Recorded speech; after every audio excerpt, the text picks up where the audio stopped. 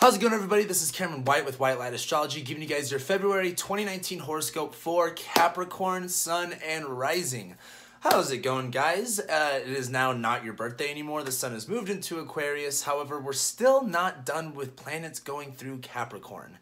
You still have Saturn through there, but luckily for you this month, you have Venus going through Capricorn, which is going to really help out some things. So I just want to get started straight into the horoscope. Starting off February 3rd, we have Venus going into Capricorn. That's the first thing that really happens this month.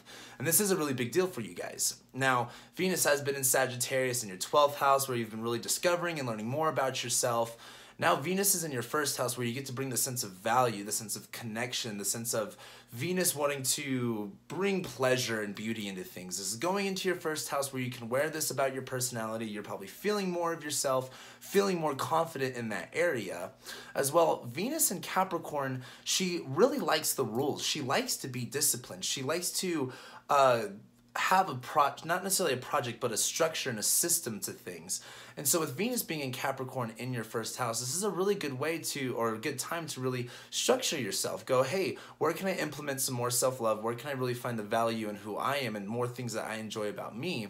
And discipline yourself on them. Be more structured and not necessarily so rigid with that. However, Venus in Capricorn's like you want to create things. You want to be in the lines. You want to play by the rules. And as Venus is in Capricorn, this is kind of like, hey, let's get serious about this. Let's get serious about yourself. Let's get serious about how much you love yourself, about how you take care of yourself, and about how you feel about yourself.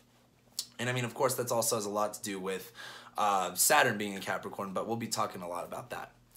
The next day, though, as we go into February 4th, we have the new moon in Aquarius, which this is pretty positive for you guys, because this is happening in your second house of money, finances, and resources, things that you own, physical possessions. And this new moon is cleaning up and clearing out new energy. It's both of the luminaries focused on one sign, focused on one house. And this is in Aquarius. So Aquarius is another Saturn-ruled sign that has a lot to do with detachment, isolation, and alienation. However, it has a lot to do with seeing different things seeing things in a bigger perspective and connecting more of the dots to really connect things together and to build bridges with people. So this new moon in Aquarius is really giving you guys a different, I don't want to say a different idea, but almost a different capability of how you can detach from the old way that you really handled resources and finances, and how you can connect yourself into something new and something that I don't want to say is more creative, but is more relevant to the more modern time, especially with things things concerning your finances and your money. Now, about a week later, about 6 days later, nothing too much happens until about February 10th, we have Mercury going into Pisces. So Mercury is now going to be entering your third house, where the third house is all about communication, siblings, neighbors. It has to do with short distance travel. The third house is kind of a mix of energy. And as Mercury goes into Pisces, where Mercury is about thinking, what your mindset is, how you're communicating, how you're talking, Mercury's going into its detriment sign, where it doesn't operate exactly the way that it can at its highest, octave. Mercury wants to be able to communicate things in a clear written message or in a concise way verbally. And as Mercury goes into Pisces, he can't really think about things beforehand. Mercury in Pisces has to communicate things as how they feel in the moment and be able to adapt and change within that current moment, within how someone's feeling or how the situation presents itself. So as Mercury goes into Pisces, expect yourself for, when it comes to communication, that I don't want to say things are going to be extremely foggy, but with Mercury being in Pisces, it's not going to be tangible. Mercury in Pisces in your third house, it's kind of like you're spreading the message, you're communicating it, but be more focused on what needs to be said right then and there at that moment, rather than trying to come up with exactly what you need to say. It's more about channeling it and letting that come to you as it kind of comes about. Moving on a couple days later, we have Mars conjoining Uranus in Aries. And this is happening in your fourth house. So as Mars has been in your fourth house, you might have had some problems, might have been a little bit angry and frustrated with your family, with your parents, or with your private life, like your home situation, maybe if you have roommates. And as Mars goes on top of Uranus, where Uranus has been over your fourth house, making extreme ups and downs to your living situation, your parents, again, private life, home life, extreme ups and downs. As Mars goes on top of Uranus, expect for that liberating factor to kind of come into play, where Mars can kind of get angry dealing with certain things, and he may want to liberate himself from whatever situation is causing him that anger and frustration. And that's going to be that Mars on top of Uranus energy in your fourth house, and that's going to be in the context of your family, your living situation, and things of that nature, The biggest thing is Mars is on top of Uranus, though, is that expect the unexpected. You may be dealing with some anger, maybe dealing with some frustration. However, you also might get some breakthrough opportunities in this area, and however that's going to look for you. So definitely keep your eye out on February 13th. However, the next day, on February 14th, on Valentine's Day, Mars goes into Taurus. This is a little bit weird. So Mars is in detriment in Taurus. Mars doesn't do Mars things in Taurus. He just can't. Taurus is about, value, ground, solidifying things, security.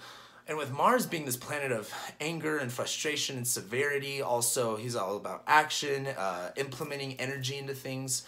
Mars really can't have a lot of energy in Taurus. He can be a little bit lazy. It can be hard for him to have initiative, your energy is not expendable this month. And as Mars goes into the 5th house, this is about love and not necessarily so much relationships, but like romance and sex and children. And it's a very fun place. However, Mars being in this area can really make this area feel like it's having some stagnation. It can feel difficult to kind of put any energy into it. But the biggest thing with Mars and Taurus is that Mars and Taurus is only going to take action on the things that it truly values. And it's only going to take action when it decides to take action, because otherwise it's just going to stand there and be still. That's Mars in a fixed sign for you.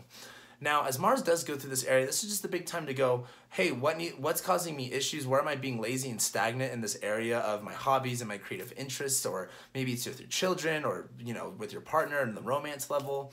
Mars in Taurus is also asking you, hey, take action on the things that value. Take action on the things that matter. Don't be afraid to take that initiative there, although it might be difficult to take that action in any other circumstance. Now, a couple days later, on February 16th, we have Venus sextiling Neptune, which it's not the biggest thing in the world, but as Neptune's in your 3rd house, the sense of communication, siblings, X, Y, and Z, all kind of up in the air and foggy. Venus in Capricorn is, learning her boundaries, learning where does she want to place her boundaries? Where does she want to place her emphasis? Where does she want to build her walls? Where does she want to create a system, and where is that going to work? And as Venus sextiles Neptune, maybe the sense of communication, the sense of openness that you have is kind of giving you different ideas to where you can solidify and kind of strengthen yourself on that Venus level. So it's not the biggest deal in the world, but it is positive at the end of the day. Then the next day, though, we have the 16th, 17th, 18th, and 19th. We got a bunch of stuff happening on those 4 days. On the 17th, we have Venus conjoining Saturn. So let's not forget, Saturn's in your 1st house. Like, you're going through a lot of constructive changes within yourself. You're changing your personality. You're changing yourself. You're learning what works and what doesn't. Where do you need to concentrate yourself, and where do you really need to discipline and have some authority and some efficiency with yourself? Venus being on top of Saturn is, it may feel like you can't have as much fun as you want to, but Venus on top of Saturn is having fun with playing by the rules. Venus on top of Saturn is like, hey, I actually want to make something different. I actually want to change myself. I actually want to implement this structural change and apply more efficiency and effectivity into my sense of self and who I am, and create those stronger walls and boundaries for yourself. So as Venus goes on top of Saturn, this is going to be a time to really look at, hey, who are you? What are you trying to change? And enjoy that change. Enjoy and find the value in making and implementing those changes about yourself. Pretty big deal. Now, the next day, though, as we go into February 18th, this is one of the bigger days. We have Mercury going on top of Neptune and entering shadow. So Mercury's going to later retrograde here in a couple weeks at the last degrees of Pisces, and he will come back to where he was. He's going to station direct on Neptune. So basically, as Mercury goes over Neptune, be prepared to go back and forth with this, whatever's going on, for the next couple weeks. While Mercury is in detriment in Pisces, where it's hard for him to really communicate the message he wants to, Mercury's amplifying the message of Neptune of there's a duality to things and there's a blur and a fog to things. And this is in your 3rd house of communication, of understanding, of utilization. Also has to do with, of course, siblings, short distance travel, yada, yada, yada. However, as Mercury goes over Neptune, this may be where it's kind of like, where you think you're understanding something, where you think you're being able to implement it, maybe it's not exactly the correct way, and maybe you gotta kind of look at things through a different perspective. Mercury going over Neptune is just, again, projecting that Neptune vibe of things are confusing, things are dualistic, things are of a spiritual nature in a sense. And Mercury entering shadow is, we're going to be coming over this for the next couple weeks. So I'm not hitting it on it too much right now. I will be talking more about it next month, but just pay attention to that. Chiron also goes into Aries on February 18th, and I did a whole video about Chiron and Aries, so make sure you guys go check that out. And as Chiron goes into Aries, this is going into your 4th house, where Chiron isn't, he's done. He's wrapped up in your 3rd house of communication and utilization and things like that. And he's finally going into your 4th house of family, home life, private life, your ancestry and your history and where you center yourself. And so as Chiron goes into that area, expect for him to, he's locking himself in there now for the next 7 years. Expect for those themes of the family, home life, things like that. That's going to be Chiron's domain for the next little while. But make sure you go check out that video to really get to connect the dots on that. The sun also enters Pisces on February 18th, and we start Pisces season. So the sun's in your 3rd house. So as far as utilization of self, communication, understanding of knowledge is a big deal during these times. But it's just the sun going through a sign. It's just kind of putting a luminary. It's just a focus on these things. It's not an emphasis. It's not a, oh, this is what everything's focused on. It's just kind of like, this is where the light is. This is where the energy is. However, as we move forward to the next day, February 19th, we have the full moon in Virgo.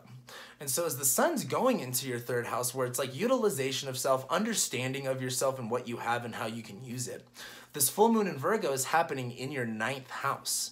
And the 9th house is about spirituality, religious things, far distance travel, foreign things, foreign languages, higher education and learning things. And so this full moon in Virgo may be helping you really realize, hey, what do I need to believe? What do I really want to learn? Where do I need to learn? Because again, as we talked about with Mercury and the sun being in your 3rd house, being about what you know, this full moon in Virgo is going to be helping you realize what you need to learn and what you need to apply, what you need to believe in and what you need to challenge yourself with as far as what your beliefs are in order to grow, in order to really get some of that Mercury and Pisces stuff a little bit more tangible than he is in Pisces. Mercury also sextiles Saturn during the full moon in Virgo. And so while Mercury is in Pisces, where things aren't clear, but you're trying your best to understand them, Saturn in the 1st house is kind of like, hey, you're applying yourself, you're creating these structures, you're taking down the bad walls and putting up a new foundation. Saturn sextiling Mercury is, or I should say Mercury sextiling Saturn, is kind of like, okay, I'm starting to understand a new way of utilization and I'm understanding how to apply this to that sense of changing yourself. So that is pretty positive at the end of the day. Now, a couple days later, though, moving forward, on February 22nd, we have Venus conjoining Pluto, which is a pretty big deal because Pluto's been going through your 1st house for quite some time now, and you've had a lot of revelations of yourself. You've had a lot of traumatic experience happen to your sense of self and your personality. The 1st house is very much who you are. This also has to do with health issues. The 1st house rules the body. Now, as Venus goes on top of Pluto, Venus is kind of looking at the mass destruction that's laid out in front of her and going, how can we rebuild? How can we regrow? How can we do things differently? And how can we really effectively do this? I want to grow things. I want to take these ashes and build it into something that's beautiful. And so as Venus goes on top of Pluto, this is going to be a big time to look at yourself and go, what bad has happened and how can I find the good in that? It's kind of like if there was a giant wildfire and that was during the summer, then you had the rain during the the winter and the fall, and now it's springtime and we're having plants grow. Venus in Capricorn's planting those seeds for those to grow after that destruction. And so as Venus goes over top of Pluto, this is a big time to really look at yourself and go, what needs to change? Where can I still find the beauty and where can I really apply that? Where can I still apply that self-love and where can I really let the flowers grow? So on February 22nd, we also have Mercury squaring Jupiter. So we talked about this a lot last month with Jupiter being in your 12th house, really realizing a lot of what you believe, a lot of basically bringing up things that you repress and that you don't acknowledge. Mercury squaring Jupiter is kind of like, hey, maybe there was something that you thought you understood, but you didn't understand it on a clearer level. And as Mercury squares Jupiter, this is opening up your mind to like, hey, this was more than what you thought it was. This wasn't exactly what you expected, and you're going to have to learn more. You're going to have to understand more of the situation and really go through it as it goes on, like basically day by day. So as Mercury squares Jupiter, again, he's still not even retrograde yet. He's got a couple more squares to Jupiter. This is just going to be a big time to really open up and realize things that you might repress and that you might acknowledge about your belief systems, about your subconscious. And Mercury in Pisces is going to help you realize that, hey, sometimes you don't always understand yourself. So the next big thing, the last two basically big things that we got going on in February is on February 25th, we have Venus conjoining the South Node. And so the South Node's in your first house now, where it's like, okay, it's time to wrap up this personality stuff. It's time to get your sense of self structured and organized in the way that you want it to. And as Venus goes on top of the South Node, this is really looking at the past and going, I'm ready to move on. I'm looking at the past. I'm seeing what I value out of this, and I'm ready to implement that now. But it's more of looking at what needs to be let go of, what needs to be handled, what needs to be taken care of. And Venus is kind of like, hey, you know, this doesn't serve me anymore. These structures, this system, this order of operations doesn't work anymore, and I've got to implement this new system, and I've got to find a better way to do it. And the good thing is that while Venus is on the South Node, this is a good time to look at your past and go, what has worked for me before when it came to changing myself, when it came to making these big changes? What has worked before, and how can I utilize that? And then the last thing that we got in February is February 27th, we have Mercury sextiling Venus. So as Mercury's in Pisces and Venus is in Capricorn, they're both at the starting to get to the last degrees. This is kind of like Mercury going, okay, I'm starting to understand more and more of myself as I go through these changes. And Venus in Capricorn is like, I'm actually starting to value these changes and this infrastructure change that I'm making to myself, and I'm communicating that finally. I'm expressing that finally. And it's, even though it's open to change, it's susceptible to change, it's working and you like the progress that you're on. And that's February, guys. It's a weird, interesting month. It's not as crazy as January was, and that's kind of like how the next couple months are going to be, but that's what I got for you guys. So thank you guys so much for watching and liking and commenting and sharing and subscribing, and I'll be seeing you guys next month.